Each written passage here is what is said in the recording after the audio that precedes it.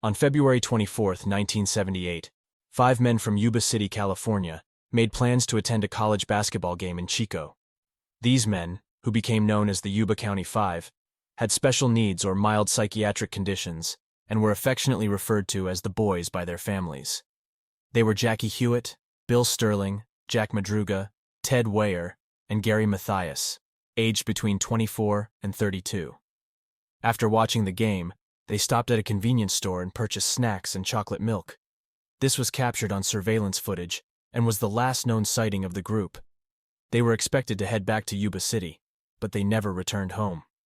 The alarm was raised the following morning when the men didn't come back, which was uncharacteristic of them. They had an important basketball tournament to attend the next day. Police were contacted, and the search for the Yuba County Five began. Days later, police discovered Jack Madruga's car in a remote and snow-covered area of the Plumas National Forest, far off the route they were supposed to be traveling between Chico and Yuba City. The car was stuck in a snowbank, but there were no signs of the men nearby. Strangely, the car still had a quarter tank of gas, and there were maps in the glove compartment, but the keys were missing.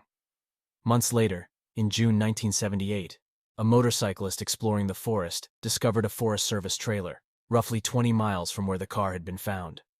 Inside the trailer was the emaciated body of Ted Weyer, wrapped in sheets, with severely frostbitten feet.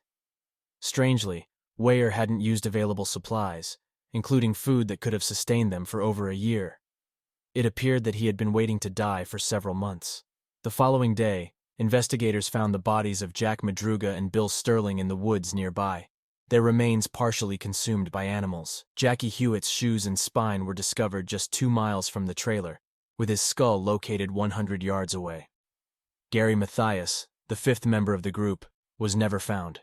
His sneakers were in the trailer, indicating he had been there at some point, but no other trace of him emerged. Over the years, many theories have been proposed, but the case remains unsolved. The families of the Yuba County Five remain convinced that something forced the men into the forest, possibly after witnessing something at the basketball game. The Yuba County Police continue to consider it an open and active case, more than 40 years after the events unfolded.